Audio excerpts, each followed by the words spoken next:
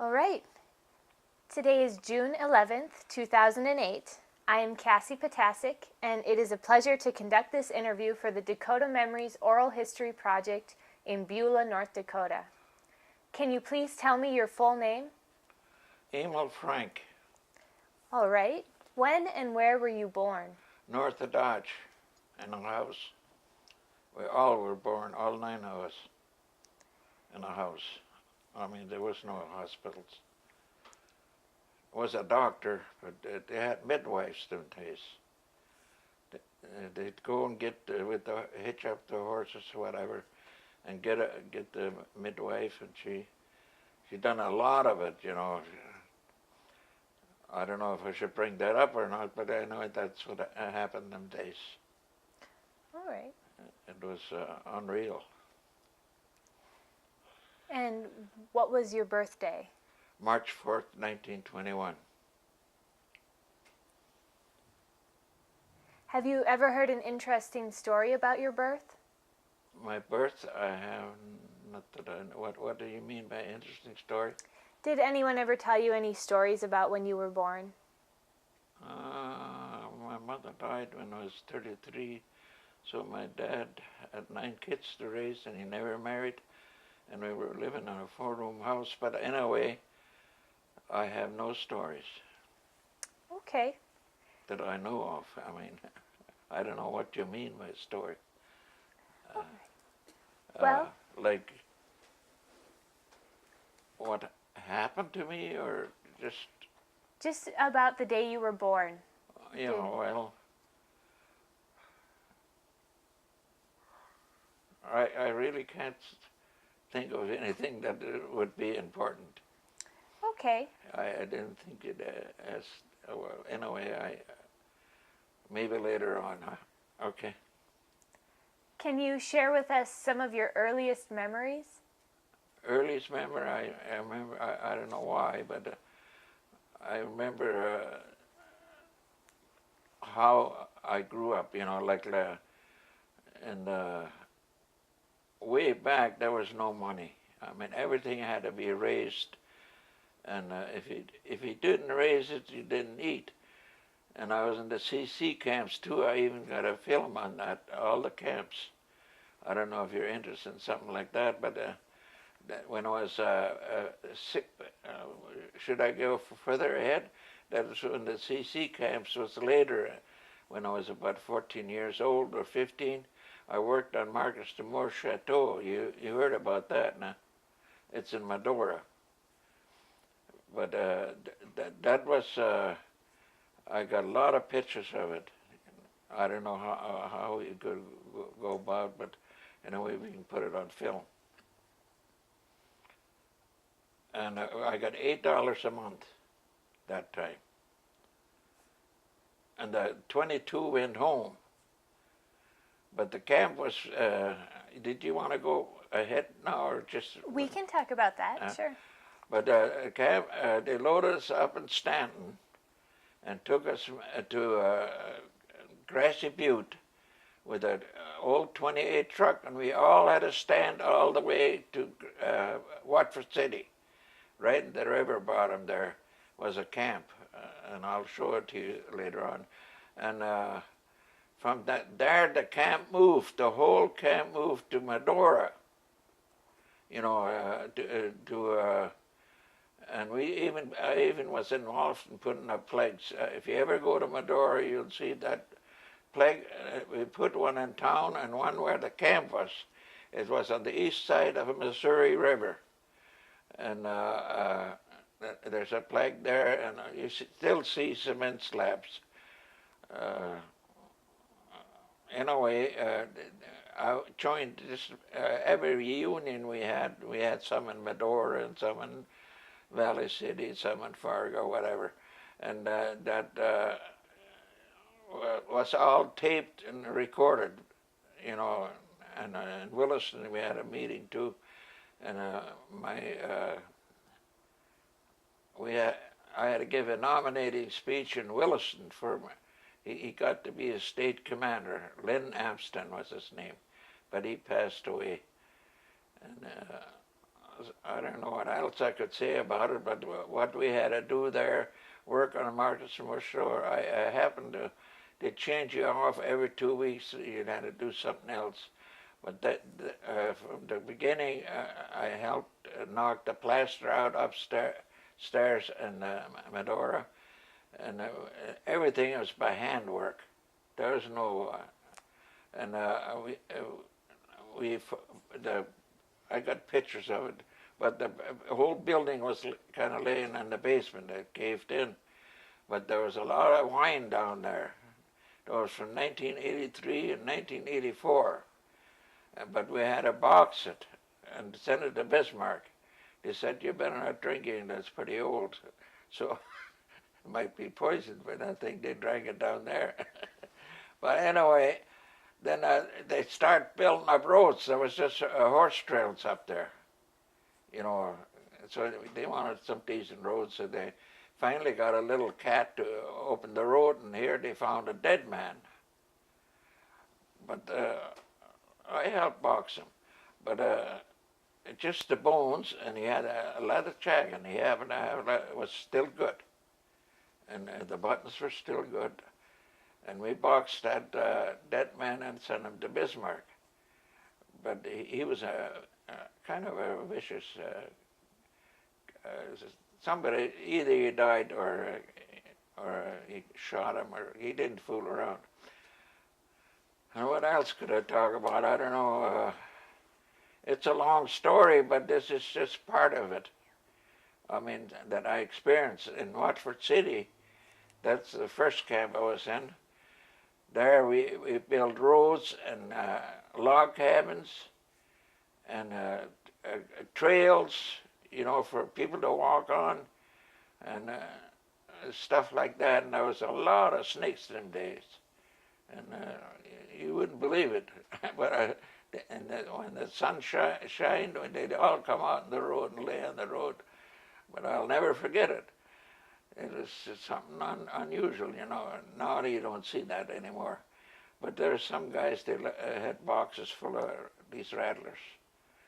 His name was, he was from Belfield. And I forgot his name though. But anyway, he was a great snake hunter. And then there was always these washouts, and they would be full of thistles. Them days, a lot of thistles. And they'd jump out, them snakes try to get him, and he'd jump around, chop them off. But anyway, then we moved to Medora, see, and then that took place. Then I decided I want to go home. I was tired of all that. Then I was home 3 months, and then I joined again. Then I was between Fairview and Sydney, Montana. And there I was a night guard. I had to have the fire ready for the pancakes, and there was about 200 and some men in there. And you had to be ready, everything at 6 o'clock. They come over and check the stoves. And you walked around to check the coal heaters at night. You know, but every other night you had to do that. And then the money was so scarce, you'd work at night, KP they called it. I mean, take somebody's place for $1. And to make money to go home for Christmas. And they wouldn't get you, your parents. You had to hitchhike home. And one time we hitched till to Dickinson, we couldn't get another ride. So we sent one guy in. A room was 75 cents that time, whatever. And then we all crawled in the back to save money, you know. But we hitchhiked all the way to Halliday, which was quite a ride.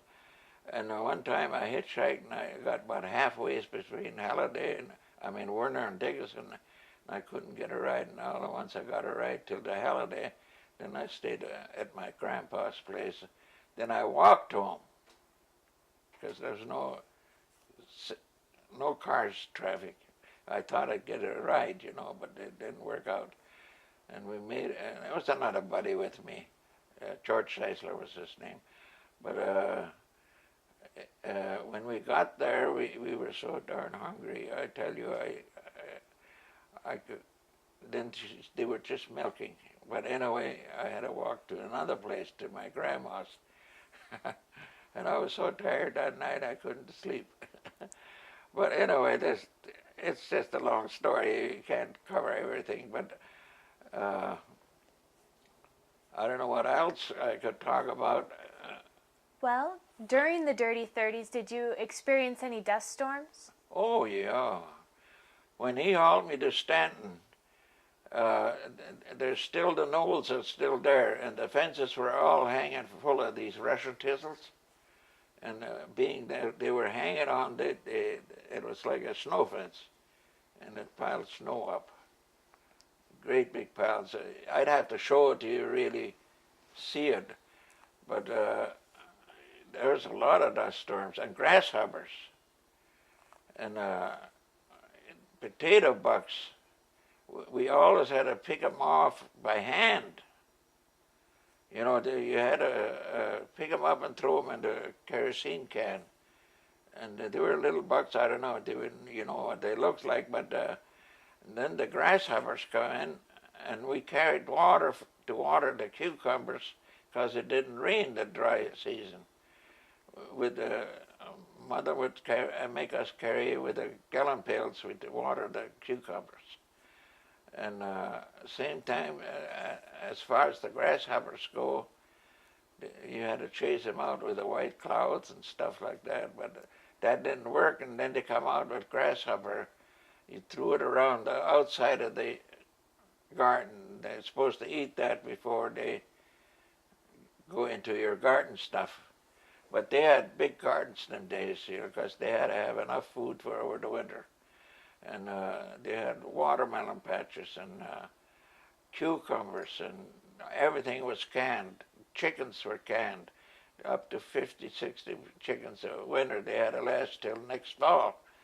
And same thing with pork. Everything had to be butchered and cured. I still got some stuff out in the farm that where I cured stuff in the 30s. I mean, my dad gave it to me. But anyway, he lost the farm. Should I go into that? North of Dodge. And we all had to get off of there. We had to move south of Beulah, about 14 miles south and a little bit west. And there my dad had to rent 7 years. Then when I come back from service, I rented for 17 years. Then they finally all died, and then I could buy it.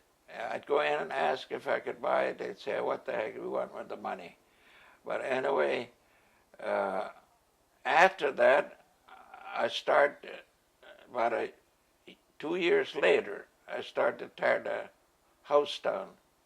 I'll show you the pictures, whatever I did. And I've remodeled, and here this flood come along. And all my machinery, I'd have to show you pictures, but anyway, the tractor floated away, 2 cars. I bought 2 cars for my boys that graduated, and one was a real fancy 57, and with a, what they call them, automatic, when they let the top up and down, you know. And the other one had a 56 Ford, and it was a real fancy one. I'll show you a picture where she hangs on the REA pole. But it was a real fancy car. Because they were really proud of them, but anyway, they floated away. They couldn't use them anymore. But one guy took it to Bismarck, and I think he sold it, made money or whatever. He said he's going to fix it, but it didn't work out. He lost it. What else could I talk about? Let's see. Well, you've mentioned your parents a little bit. Can you tell me about your family when you were growing up? My family was very poor. I mean, we were all poor, but I mean, ours was exception. She was always, she died, she was about 6, 7. She did go into sickness too. But anyway, she had cancer, but over them days they didn't know what it was, and there was no way to go to Bismarck, or there was no hospitals, and they happened to take her to Bismarck with a train, and I had to go over to my neighbor to get an evener, and I fell down. I broke my leg with that horse. I don't know if I broke it because it never got x-rayed, but my dad put a splint around, and as I laid in bed, she screamed and cried. You know, she died. I'd say about 1933. It's on the graveyard. And then my brother died before that. Walter was his name. And anyway, when I finally got some money, I put a stone up there, and I cemented a letter in there with a char. I don't know why I did that, but anyway, I wrote him a letter.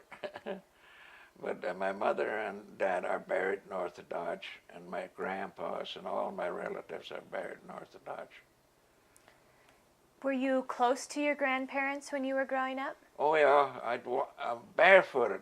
Every summer you never had shoes on.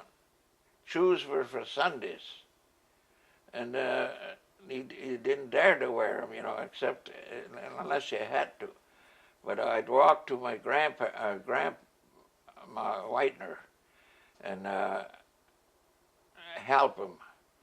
And to tell you the truth, one time I helped get the cows. They had good dogs and stuff, but here was an Indian butchered an old cow, a dead cow, and hung it on he had a wagon there, and he made a washland, hung it on a washland to dry or whatever.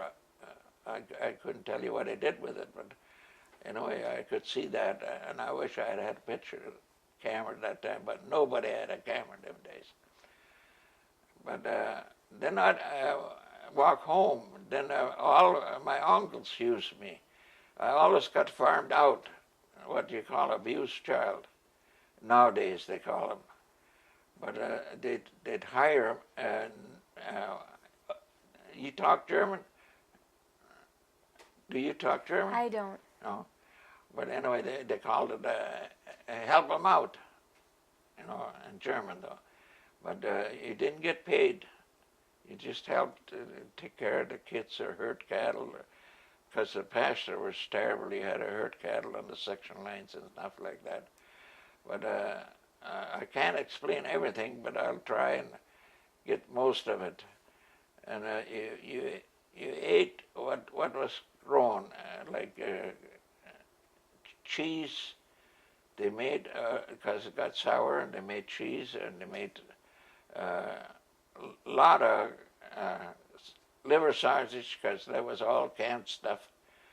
And your basements were all dirt basements. But they had shelves down there, and they stored up enough food for a whole year, from fall to the, no, not a whole year, but from fall to the next fall, you know.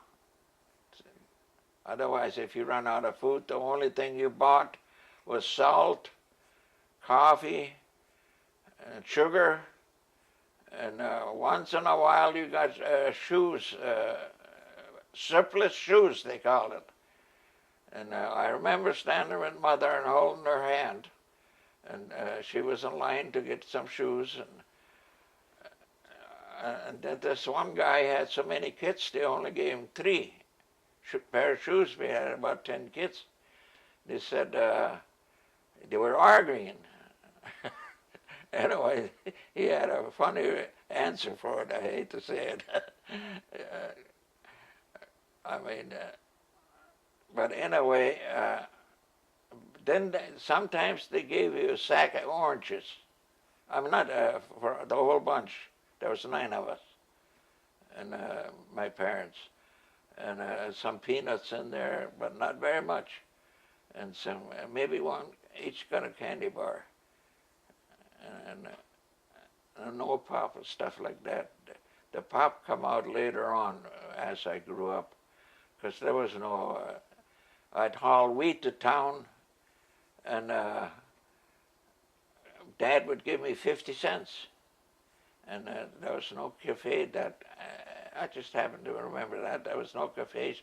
She ran a hotel, and the hotel got moved down there for a hospital later on. But anyway, a hamburger was 10 cents, and a pop was 5 cents. I mean, there was no cans. It was all in bottles. But later on, it went up a little.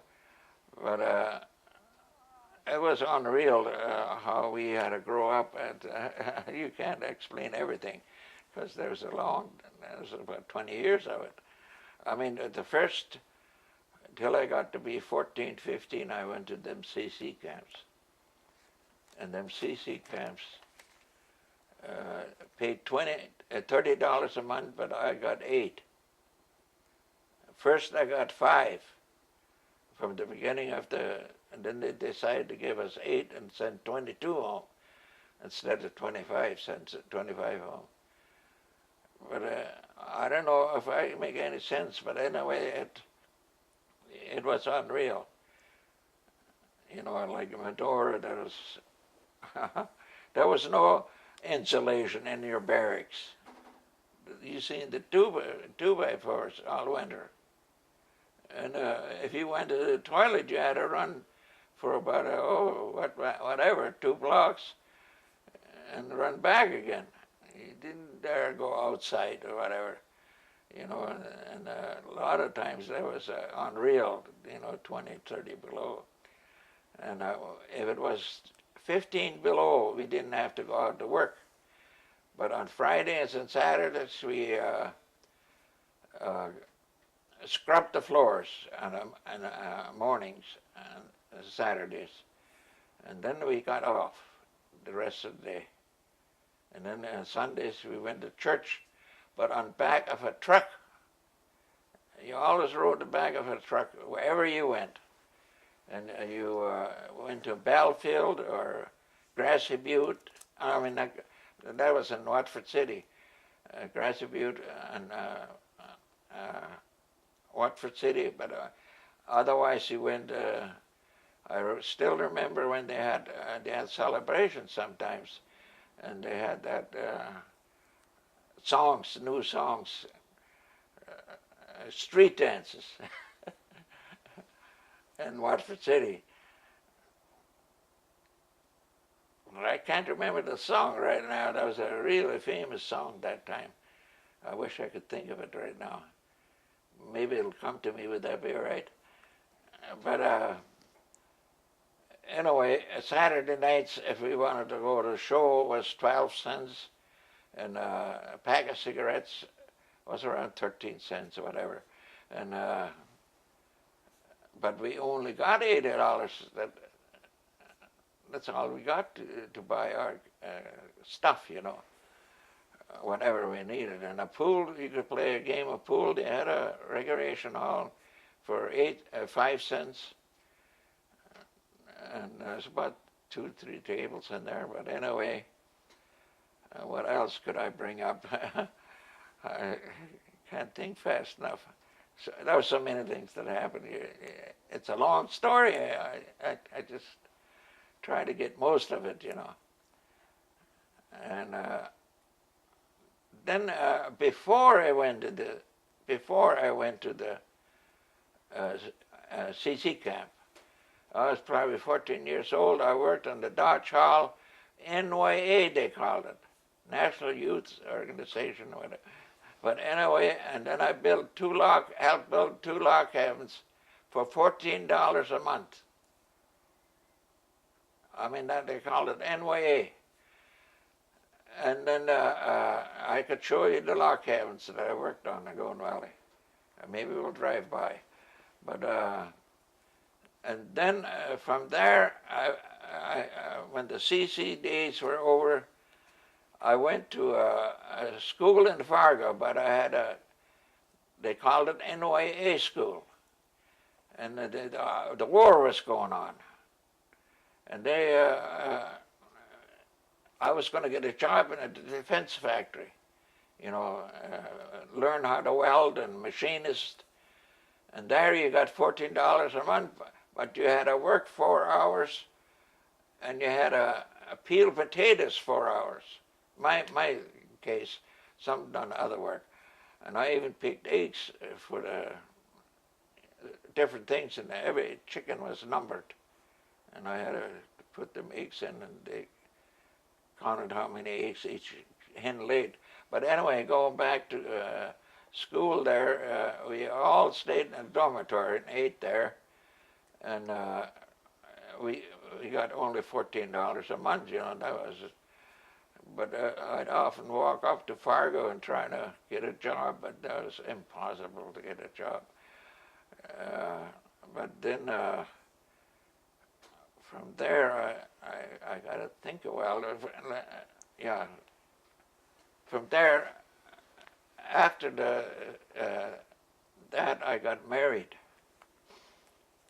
and I couldn't afford a ring, but my dad bought me a truck, but I still got the slip for the truck box.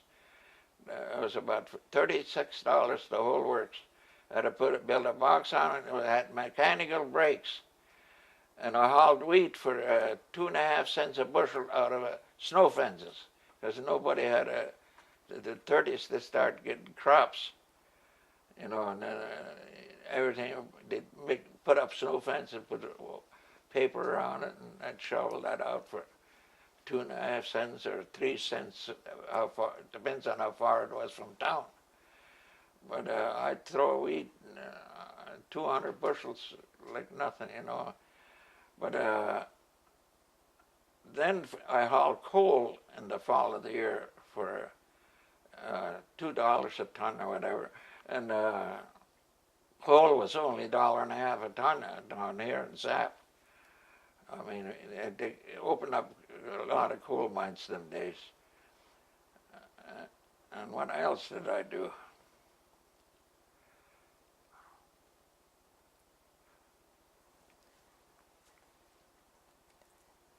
But when you thrashed,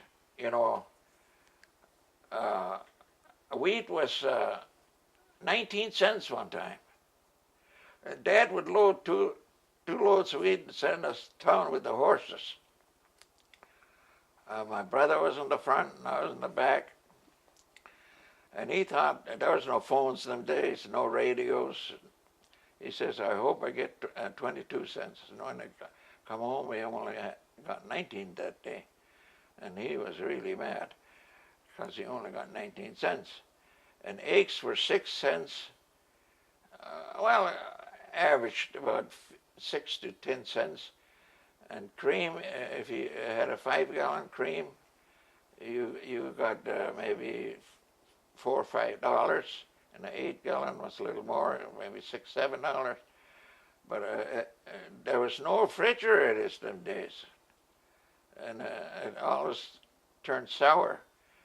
But later on, they come out with a truck, picked the milk. Well, this is when I started farming. That's how the milk. But the money was so scarce that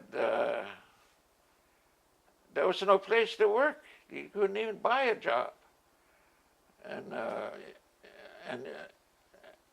all the water had to be carried in and out. There's no way. And when he took a bath, he took it in the tub, and maybe 5, 6 of them would take a bath in the same tub. But she had a way of rinsing us with vinegar water. She'd mix vinegar water and rinse our hair, and I still use vinegar once in a while for my hair. They really get nice and fluffy. But anyway, you had to carry the water in and pump it by hand if the wind didn't blow. We had a windmill, but that was a real deep well, and then we'd run out of water. I mean, the water was so bad to drink. They had a crock. They always had to fill the crock up, then they leave it set, and then they'd skin off the all the scum that was, it would float up, for some reason. And then it was still terrible. When I think back, it was terrible water. But we had to drink it. And all your stoves were heating. And then I'd run around the pasture, pick up cow pies in the summer because we'd run out of coal. You had to haul 13 loads of coal in for the winter, but sometimes we had rough winters, and the swagging box a load. And you'd done it all with horses and helped the coal miner load them. And I was only 14, no, not even 14, I was 10, maybe 10, 11. But yeah, I had a heck of a time handling them horses, but it's a long story, I tell you. And then you'd run out of coal in the summer, so you had around the pasture. They didn't mine in the summertime, just in the wintertime.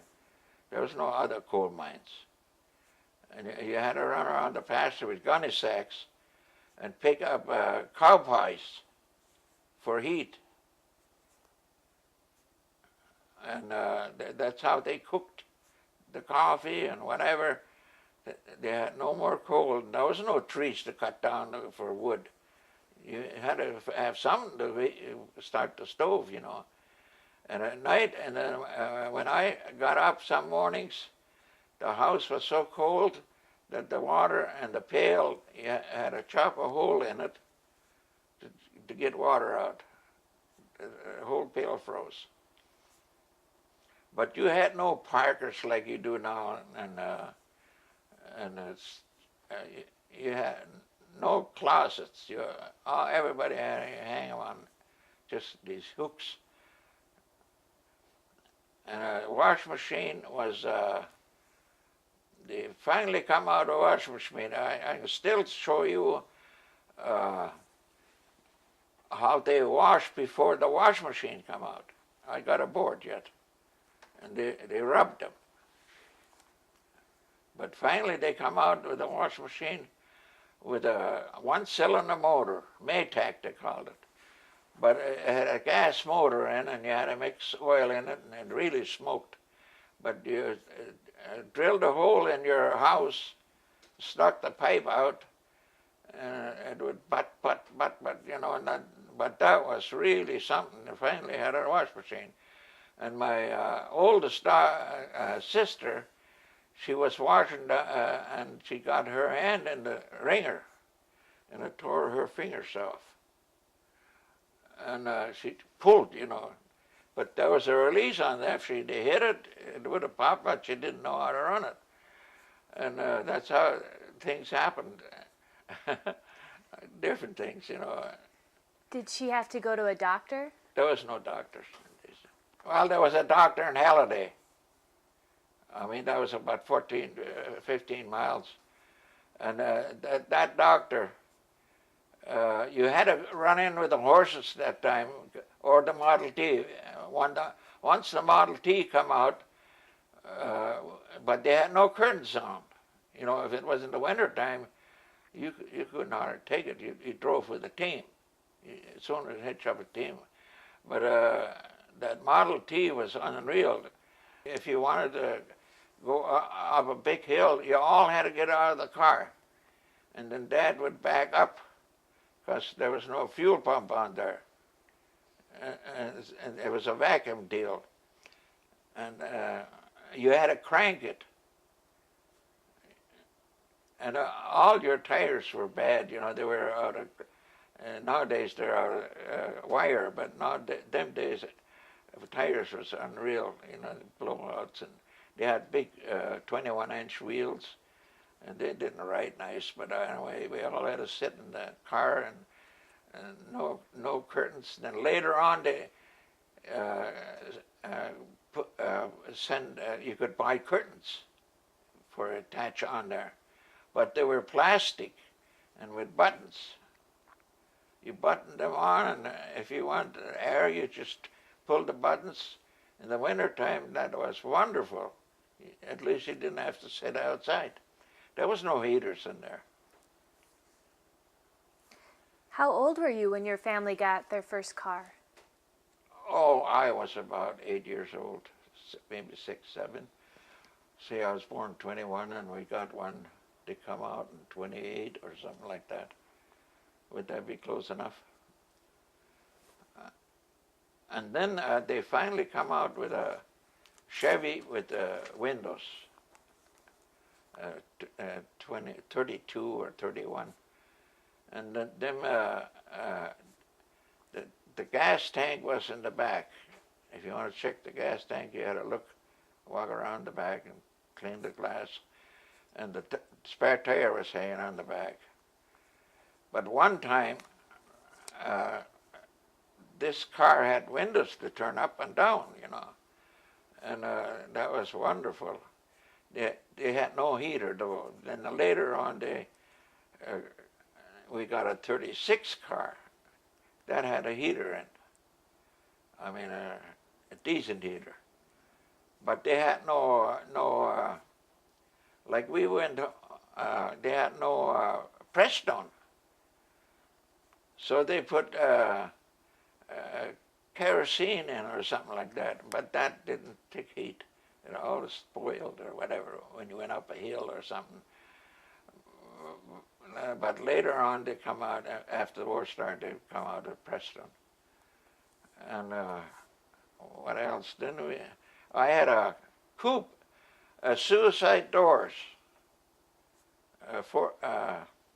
When I come back from the army now, I can't talk about that now. In the 30s, being Dad bought me a truck, I traded it in for a coupe Ford with a rumble seat in the back.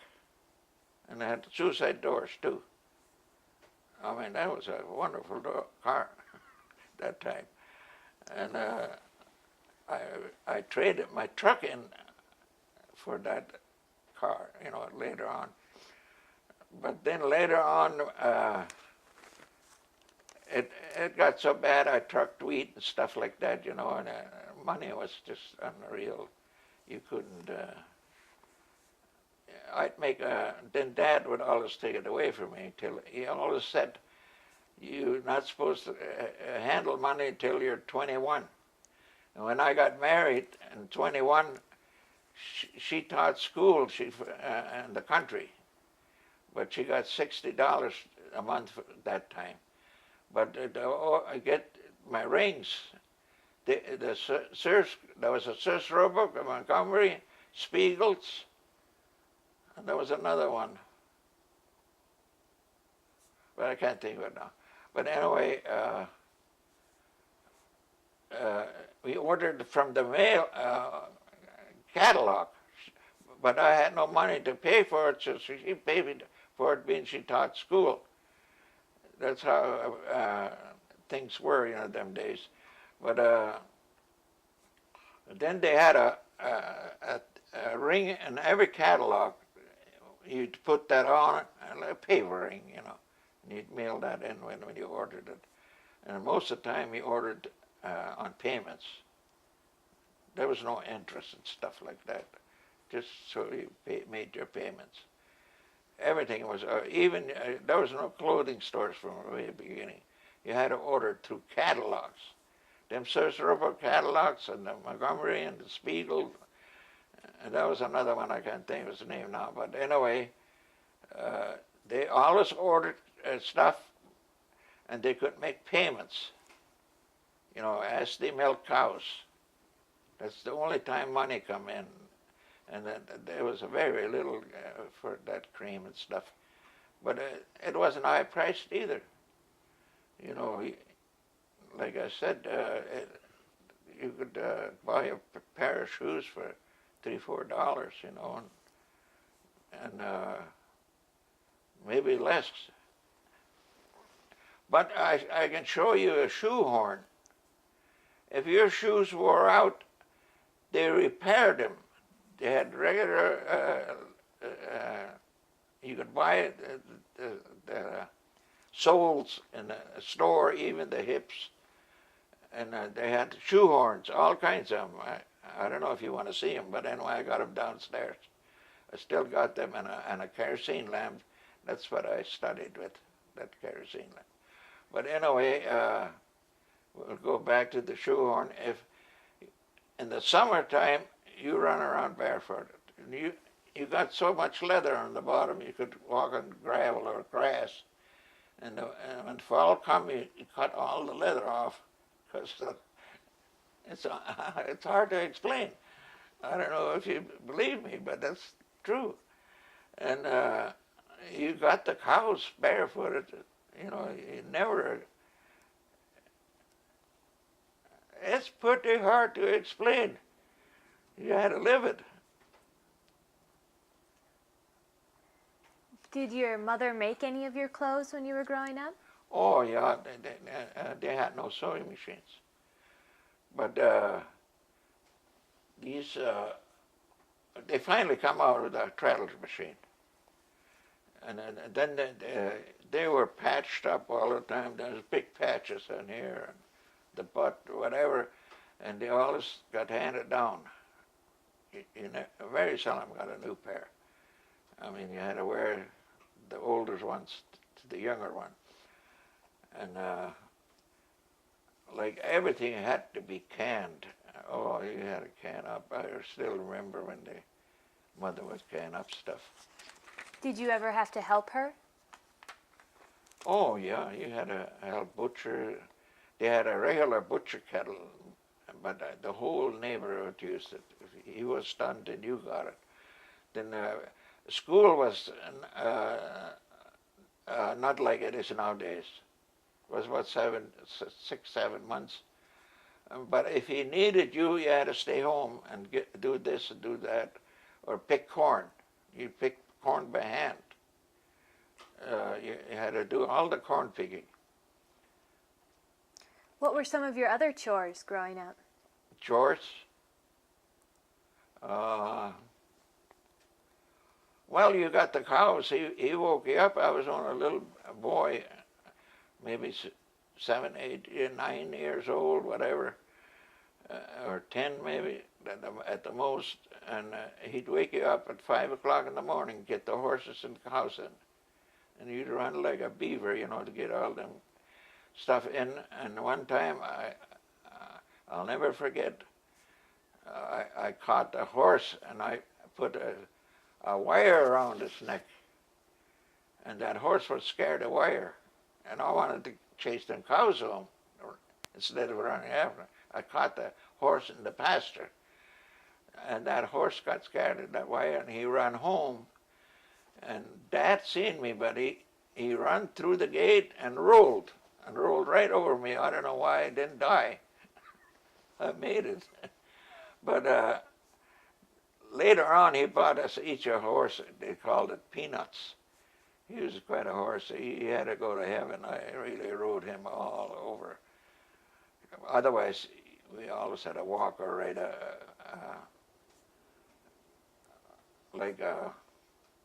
what would you call it?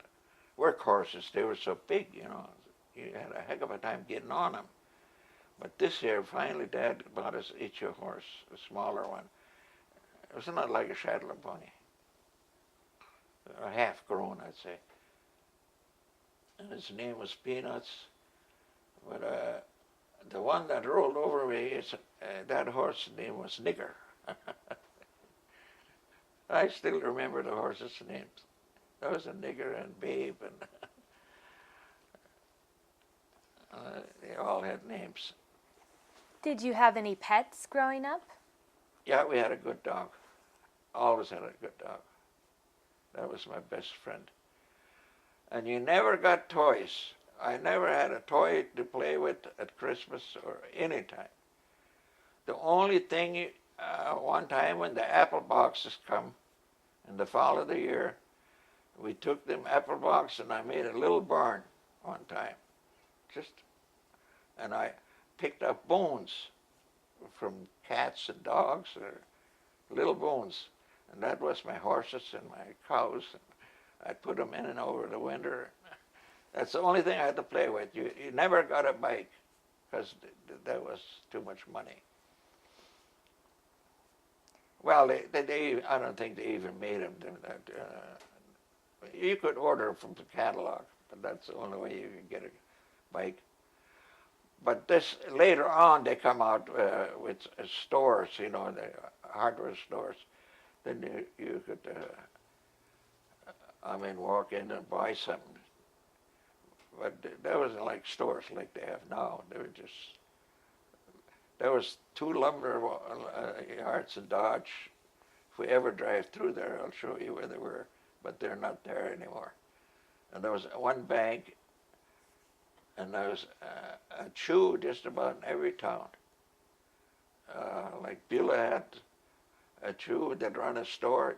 They didn't want a farm or hard work. And I was in the CC camp with the chew, Edelstein from Hazen. But anyway, he didn't like work. They don't like work. They want somebody else to work and give them money or whatever. And there was a store in Golden Valley, the one on Halliday, that there was a chew. But nowadays you don't see any chews. I don't know why. Not that I hate chews, but there's just no chews around. I never seen one. But they were always in business. That's what they done. And like the little towns, they had 3 elevators. Now there's none. Dodge has none. Golden Valley has none. There's some are still standing, just one of them. But when you come in with a team of horses, I hauled a lot of wheat with horses. You drove up to the weighing place, then you unhitched the single trees, then you lift that wagon up, you know, and then you let it down again. And that was about 13 miles to town from Dodge when I grew up, you know. And that's the only way you could get that wheat to town. There's no trucks. No way.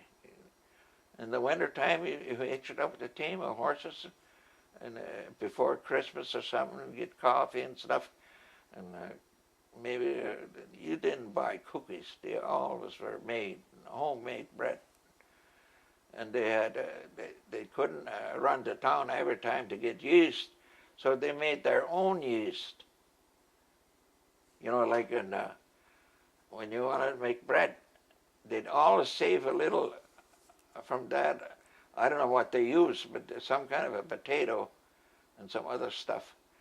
But what's that good bread? Of course, I grew up, it was always good. But it would get dry. There was no place to keep in the refrigerator. I don't know if you want to drive out the farm. I can still show you the table I ate on. You know, there was 9 kids sitting around, and that bread was sometimes so darn dry and crispy, and you couldn't hardly eat it. Then I had to sit beside Dad. Everybody had to have his place. I'd stick it underneath that board, you know, that bread. Dad would see me. He'd take it out there and eat it anyway. But you dumped cream. That was your main food, you know, because you milk cows and you add cream. You separate by hand. And I still got a separator on the farm. I own a farm yet. I'll show it to you later. But what else could I think of?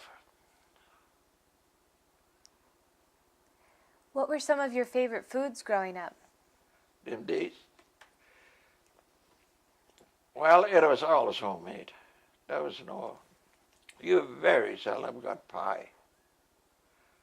And when there was weddings, the kids always ate last. Big weddings on the farm.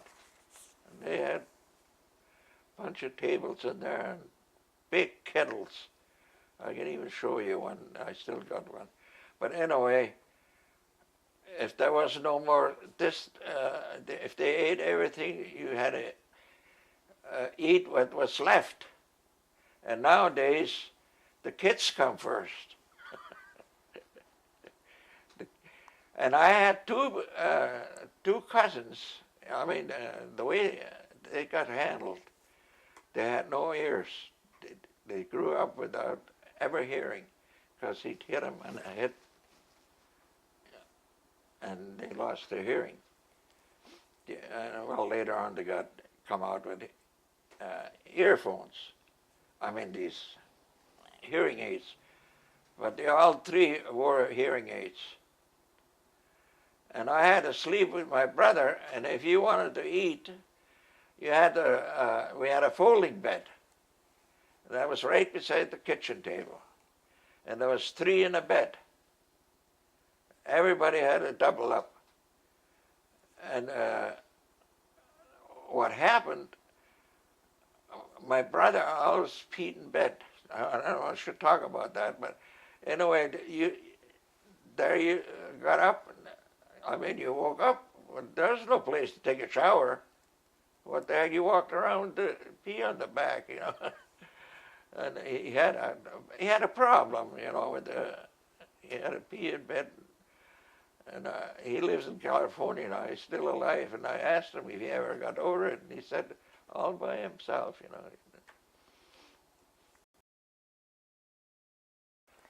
All right, can you tell me a little bit about your mother's parents? My mother died when I was about 14 or 15 years old in 1933. It's on the stone up in Dodge. But she had cancer for many, many years, and she had to die at home. I mean, there was no doctors them days. And there was doctors, but you had to go to Halliday and get them. But he couldn't doctor him. There was no medication, and she just had to die, whatever. She screamed towards last. It's kind of a long story, but it went on for a number of years. She had lumps on her arms, and that's all I remember. They didn't call it cancer them days, whatever, but you could tell her lumps were under the arms and stuff. That had to be something. What kind of person was your mother in your younger years? My mother was real nice. My dad was real strict, as I remember her, But she didn't live very long. Do you remember her funeral? Oh, yeah. Can you tell us about it? Well, there was no funeral homes. They had a hauler to Beulah with an old 28 truck. And he charged her. It was my uncle that done it. But anyway, he come out there, but they left her in the house overnight, till the funeral was being preserved. But then at that time, there was no, you had to pull her to the graveyard some way or another. It was in the wintertime, he done it with a sled or a team of horses. And in the summertime, there's another thing I'd like to mention before I leave that, is you always ground your flour. You hung a trailer, an old Model T, and you run to Richardton to ground enough flour for the winter. So I was going to put that in yet.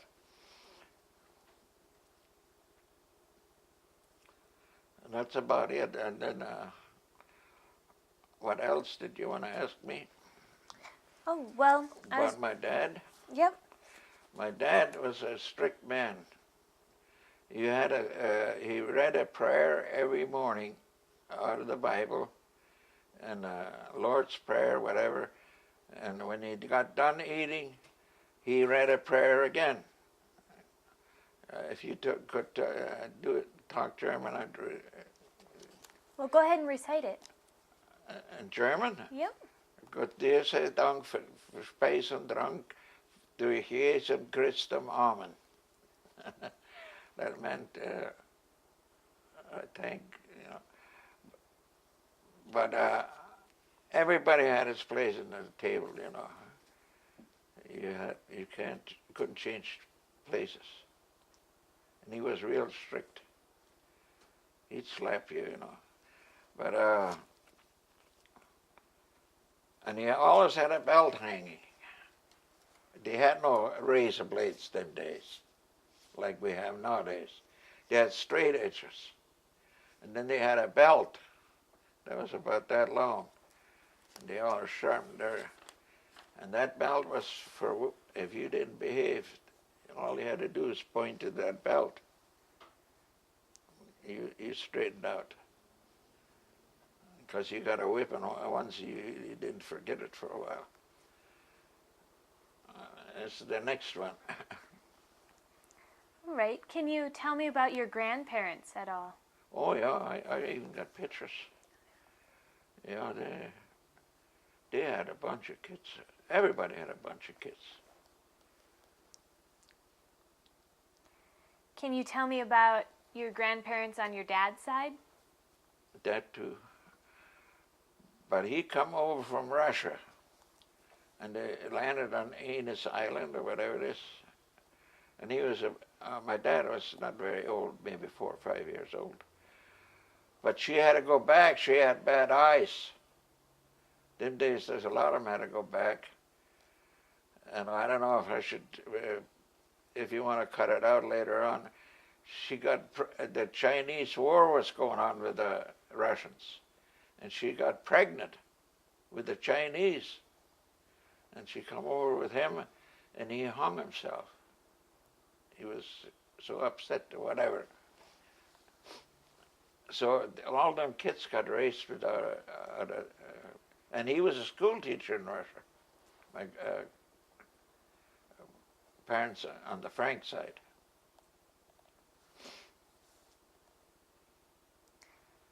And I used to work for him, and Grandma was unreal. I don't even want to go into it. That's I had to work for nothing, you know, and run around, get the cows, carry water. See, there was no running water. You carried over when they want to wash all them clothes. You carried it with the pails, maybe from here to the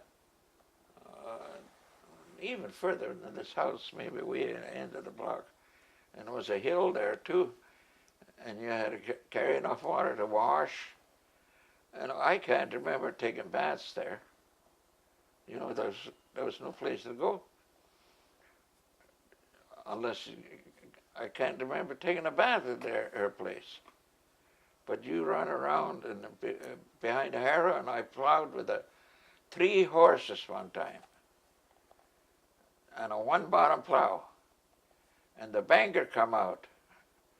And he looked down the row, and that plow would always jump out because the plow lays were dull. And they couldn't afford to sharpen or whatever. Them days, everything was done with a hammer. And there was no running town to get a new plow shaft. But anyway, he looked down the row, and he couldn't talk German.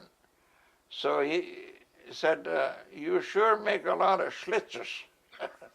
The plow would always jump out. And the same thing when I started school, I didn't know a word of English. I don't know if I should go back to that. But, and we had 2 seats. You had to sit together, you know, like your buddy or whatever. And this guy, none of us could talk English, and the teacher couldn't talk German. And so he needed a pencil. And he raised his hands, I'll never forget it. And he said, German is everything backwards. A pencil, 1 eye. No, a Bleile, 1 eye. Bleile meant pencil. 1 eye. And anyway, she got him a pencil. Can you describe the building where you went to school? Oh, yeah. I could even show you one. But this is 1 room. just one room. And you always walked to school. I don't want to exaggerate, but there was no such a thing, get the car out and take off. Sometimes Dad would hitch up the horses and take us to school. It was so darn cold, blizzard or whatever. And the horses would have icicles hanging on their noses by the time they come home. About that long. From breathing, that's how cold it was in them days. And what else could I say about that? How far was it? We walked about a good mile or better. I could show it to you if we drive up there, you know, how far it was. And my Aunt Lena, her dad died real early too. She had a baby in her stomach. And there was no doctors them days. And she had 9 kids too. With the last baby, he died, you know. I think he had his appendix. He complained about his. But by the time they got the horses out and got in there to get the doctor from Halliday, that was about 14 miles one way, and back it was 28. So he was too far gone. Anyway, he died. So them kids all got raised with the other father, you know, and all they had was maybe a quarter of land. Nobody had more land than 2 or whatever them days because they worked with horses. It took a lot of horses, and they only lived on 2 quarters or 1 quarter. They had to have horses to pasture, to make hay, and for the milk house they had to get enough feed for the milk house, which was an awful thing. I can't even explain it. A lot of times they had cows got so weak, they ate nothing but straw. There was rust 2 years in a row. They called it Maida wheat, and that developed rust. And most of the wheat kernels flew out the back of the thrash machine. And being wheat was only 19 cents. Them days didn't even want it, because it only weighed 32 pounds. And oats was a real light too. I can't remember per bushel, I mean. It should have been 60. But I still remember my dad arguing with my uncle. He was thrashing us, and he wanted 6 cents for thrashing. And oats was only 6 cents in town. He couldn't even break even. And cows, one time, I still remember his name. No, maybe I can't think of it right now. I still remember he come driving in the yard with a Model T. No, it wasn't a Model T, maybe a Model A, whatever. And he was an army guy. He had a long coat on, and he wanted to buy Dad's cattle, you know. And he says, I'll give you 2.5 cents. And if you don't want to sell them, they might go down some more. So Dad sold them for 2.5 cents a pound. And he shipped them to Minneapolis. I don't know, he got to be a rich man. But anyway, you always skin cattle and hunt rabbits. You know, like rabbits we all smoked them days. Everybody had a bulldorm sack. But you could buy it for 5 cents a sack with papers. But the rabbits, I'd sit in a haystack at night and shoot them as they come in, you know, or we'd run around in the fields. There was a lot of thistles, you know, and you'd shoot them out there. But one time, accidentally broke off the sight on the old rifle. We finally got a rifle. And I shot some without a sight. There's no money to get a different rifle. But you'd dig out skunks.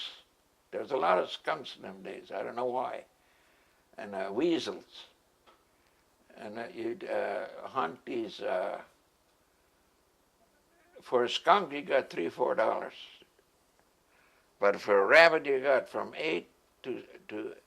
5 to 8 cents. But it was money. You come to town with maybe with 10 rabbits, you had 50 cents, you know. And there was some magpies always flying around. If you shot one, you got a nickel or a dime, you know, if you brought the wings or the tail in, stuff like that. Nowadays you don't see magpies, but they jump on a cow and they pick something to eat, you know. They pick on that cow on her neck. They eat a hole in it. Stuff like that. There's a lot more to that than I want to talk about. Did you do any fishing when you were growing up? Always had to drive with the team. Very seldom, but there's a fisher guy come around. That's all he did. He had a regular boat, and he'd fish for the farmers, you know. He'd take a battery and trade, or cow hides, anything. Money was not always exchanged in days. He took stuff and trade. And the same thing with my uncle come out with popcorn. He made it up barn upstairs. And it's puffed wheat, I should say. And he'd take batteries and skins and cowhides and rabbits and for just so we'd have something to eat. And I never seen my mother go in the store and buy a bottle of milk. You had to raise it. And I never seen her go in and buy a chicken or a loaf of bread. You had to do it at home. Everything was baked at home. And there was no big cupboards. All we had was a little cupboard. And I can't see how they got along, but some way they managed. A little cupboard in the corner, and one little, something like a desk with the doors on. They'd get their kettles out. You washed everything by hand. I mean, everything was, there's no running water and sewer. And you run out the toilet and 30 below. Or what else could you do? You had to go to the toilet. So there was a toilet outside. Every fall of the year, you had to make a new hole and get everything ready for the winter. Well, I think I covered that when I didn't get no toys with bones and stuff. The apple box would come in, and we'd get a box of apples under a leaf or whatever, and I'd make myself a little barn. I think I talked about that already. Then I'd get a bunch of bones and play with them. That's all I had. And then they had a lot of raspberry plants and strawberry plants, and there was another plant, plum. They made jelly out of that and canned it. In the winter time, later on, he dug a hole in the hill and he covered it with straw and mud and stuff. And they went to the river and cut ice. They had a regular saw. I still remember the saw. And with the horses, and put that ice into that earth underground. And that was also our storm. A tornado come up, we'd run for that cellar, 9 of us. But anyway, when that ice was melted, you know, it wouldn't last too long. Once it got hot, you couldn't keep it very long. And then you were out. The only way you could keep your butter a little bit fresh, you hung it down the well where the water come out, you know. There's a hole like this here, and they make butter, and that's the only place you could put it in the summertime to keep it so it won't get sour or whatever. I remember pulling that butter up. Well, it would keep a couple of days more, you know. But the butter was made, I don't know if I got one yet, with a hand crank. And if you made ice cream, you had no ice cream mixers. You made them with a syrup pail. Syrup pail was the only way, and ice around it. And made a lot of ice cream that way. Was ice cream for special occasions? Well, I wouldn't say that there was no special occasions. You had no birthdays and gifts and stuff like that.